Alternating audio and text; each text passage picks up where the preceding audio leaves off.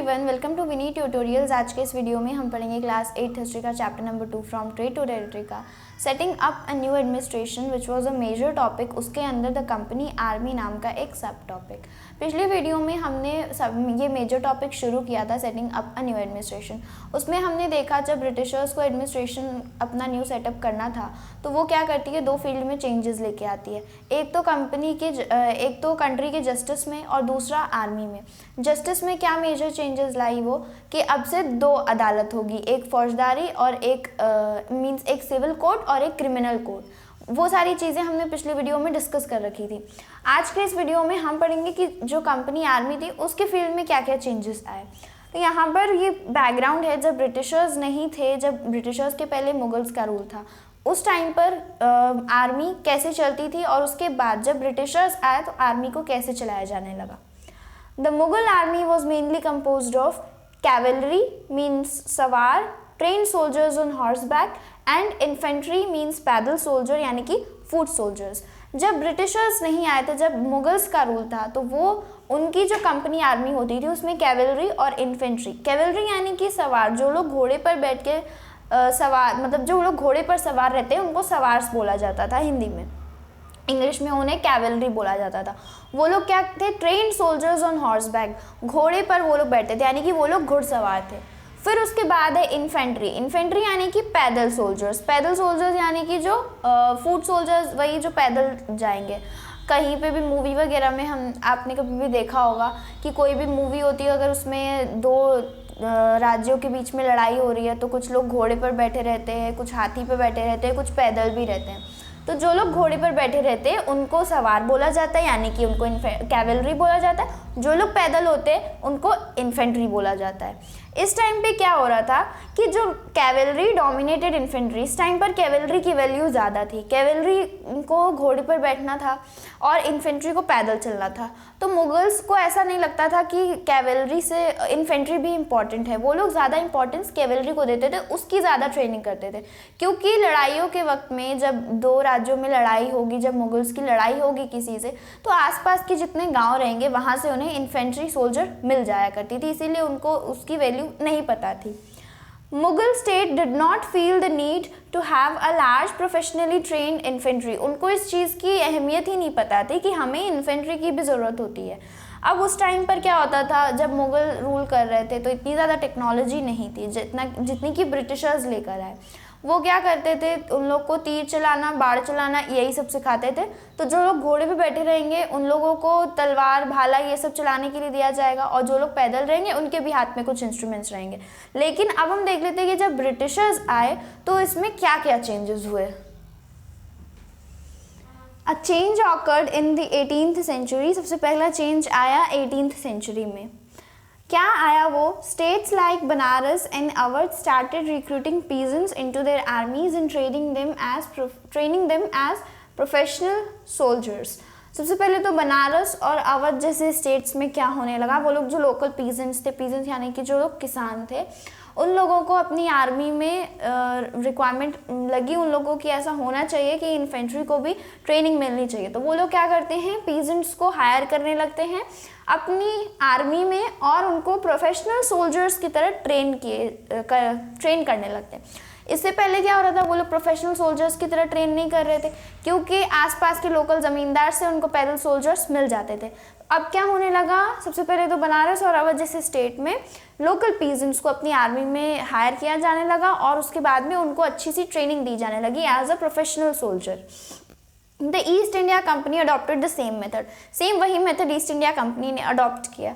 जो east India company की जो आर्मी थी वो सिपॉय आर्मी कहलाई। सिपॉय इंडियन वर्ड सिपाही से डिराइव्ड है। जैसे कि उन लोगों को नवाब जब नहीं बोलने आ रहा था तो वो लोग नबोब्स बोल रहे थे, वैसे ही जब इन लोगों को सिपाही नहीं बोलने आया तो ये लोग सिपॉय आर्मी बना लेते हैं अपनी। ठीक है। Now infantry dominated cavalry. अब ये सबसे मेजर चेंज रहता है आर्मी के फील्ड में जो कंपनी लेकर के आती है। पहले क्या हो रहा था, कैवलरी डोमिनेटेड इन्फेंट्री। जो लोग घोड़सवार होते थे, जो लोग सवार्स होते थे, उनकी इंपॉर्टेंस ज़्यादा थी मुगल पीरियड में। लेकिन अब जो रहते हैं वो इन्फेंट्री की इंपॉर्टेंस ज़्यादा हो जाती है, इन्फेंट सोल्जर्स की। क्यों? Due to warfare technology. Warfare technology यानी कि लड़ाई करते वक्त जो भी इंस्ट्रूमेंट्स यूज़ किए जाने लगे उसके बेसिस पर अब इन्फेंट्री को ज़्यादा ट्रेनिंग की ज़रूरत थी और कैवलरी को कम, क्योंकि जो लोग पैदल चल रहे थे उनके हाथों में बड़ी बड़ी मस्किट्स और मैचलॉक्स हुआ करती थी। मस्किट्स यानी कि गन, ये सारा इंस्ट्रूमेंट उनको दिया जाने लगा, ये सारे वेपन्स उनको दिए जाने लगे और इसीलिए उनको ट्रेनिंग की ज़्यादा ज़रूरत थी। लेकिन जो लोग घुड़सवार होते थे उन लोगों के पास अभी भी वही पुराने हथियार हुआ करते थे। अब हम आगे देख लेते हैं कि और क्या क्या चेंजेस आए और लोगों ने इसका प्रोटेस्ट किया या नहीं किया। The soldiers of the company army had to keep pace with the changing military requirements and its infantry regiments became more important। जैसा कि हमने देखा कि कंपनी आर्मी में चेंजेस आए, वो चेंजेस क्या थे कि उनकी जब वॉरफेयर टेक्नोलॉजी इंक्रीज हो जाती है, जब उनके पास ढेर सारे वेपन्स आ जाते हैं तो उन्हें इन्फेंट्री को ज़्यादा ट्रेन करना पड़ता है रेदर देन हॉर्स बैक। क्या हो रहा था उस मतलब कि अब आर्मी हर चीज़ के साथ चेंज होना पड़ता है हमें। जब हमारा टाइम चेंज हो रहा है या फिर जनरेशन चेंज हो रही है तो हमें क्या करना है, अपने आप को भी उस सिचुएशन में चेंज करना होगा। तो वही हाल यहाँ पर हुआ। कंपनी आर्मी जब वॉरफेयर टेक्नोलॉजी आई, इंक्रीज़ हुई, अच्छी हुई पहले से, तो आर्मी को भी उसमें अपने आप को ढालना पड़ा। तो अब क्या हुआ कि infantry regiments became more important, बता दिया मैंने। Soldiers were increasingly subjected to European style training. यही मेन प्रॉब्लम हो जाती है यहाँ से। जब पीजेंट्स थे, जो लोकल पीजेंट्स थे, उनको जब सोल्जर की ट्रेनिंग दी जाने लगी तो उनको एक प्रोफेशनल सोल्जर बनाना था, तो उनको यूरोपियन स्टाइल में ट्रेनिंग दी जाती थी। इस ट्रेनिंग में प्रॉब्लम क्या थी? Caste and community feelings were ignored in building a force of professional soldiers. Professional soldiers बनाने के लिए कास्ट और कम्युनिटी फीलिंग्स को साइड कर दिया जाता था, यानी कि उनके रिलीजियस सेंटिमेंट्स को ठेस पहुंचाई जाती थी। ये वही कार्ट्रिजेस वाला सिस्टम रहता है कि उस पर या तो काऊ या पिग का कोई, काऊ और पिग के फैट से उसको ग्रीस किया जाता है। कार्ट्रिजेस एक ऐसी गन होती थी, ऐसी बुलेट होती थी जिसको दांत से छीलना होता था, और ऐसी रूमर्स फैल गई कि वो जो उसका जो ग्रीस है, उसका जो कवर है, वो काऊ और पिग फैट से मिलकर बना है। तो हिंदूज़ के लिए तो काऊ से जुड़ी उनके पास ढेर सारी क्या बोलते हैं रिलीजियस बिलीव्स हैं उनके काऊ पर, और मुस्लिम्स में पिग से रिलेटेड कुछ रिलीजियस बिलीव्स हैं। तो उनके रिलीजियस फीलिंग्स को हर्ट किया जाता था, उनकी कम्युनिटी फीलिंग्स को हर्ट किया जाता था। ऐसा सोल्जर सोचते थे कि अपने आप को सिर्फ वो एज अ सोल्जर नहीं देख सकते, बल्कि वो उस कम्युनिटी के भी मेंबर हैं। तो यही प्रॉब्लम रहती है। अब इससे जुड़े जितने भी सवाल हैं कि व्हाट डिड पीपल डिड, वो लोग क्या किए, उनका रिएक्शन क्या था, वो लोग सोल्जर्स बने या नहीं बने, या मीन्स उसमें प्रोटेस्ट किए या नहीं किए, तो ऑल द क्वेरीज, जो भी आपकी क्वेरीज होंगी उनका आंसर मिलेगा आपको चैप्टर नंबर 5 में। ये टॉपिक रहता है द रिवॉल्ट ऑफ 1857। अब नेक्स्ट टॉपिक है कंक्लूजन। छोटा सा टॉपिक है लेकिन इसमें बहुत कुछ बातें कही हुई हैं। ऐसा नहीं था कि जब ब्रिटिशर्स हमारी कंट्री में आए तो सिर्फ और सिर्फ हमें लॉस हुआ, हमें बहुत सारा बेनिफिट भी हुआ। हमें बहुत सारी नई चीज़ों के बारे में पता चला। जैसे कि जब ब्रिटेन से इंडिया आना होता था उन लोगों को, तो उनको नियरली 6 to 8 मंथ्स का टाइम लगता था ब्रिटेन से इंडिया आने में। उन्होंने क्या किया, स्टीम शिप्स जो रहती हैं, स्टीम शिप्स का इन्वेंशन किया, जिससे कि 6 to 8 मंथ्स वाले टाइम पीरियड को रिड्यूस करके वो सिर्फ और सिर्फ यहाँ 3 हफ्ते में पहुँच जाते थे। इससे क्या हुआ, ढेर सारी ब्रिटिशर्स की फैमिली जो रहती है ब्रिटेन से, बहुत सारी फैमिलीज़ यहाँ पर आके बस जाती हैं, यहाँ पर रहने लगती हैं।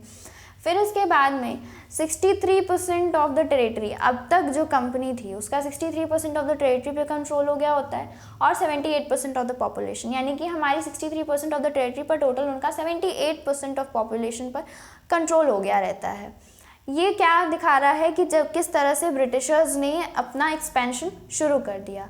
तो आज के लिए बस इतना ही। आई होप चीज़ें क्लियर होंगी। मिलेंगे हम नेक्स्ट वीडियो में, वहाँ पर हम मिलेंगे और नई जानकारी के साथ। If there is any doubt, feel free to ask in the comment section. Please like, share and subscribe to my channel. Thank you very much.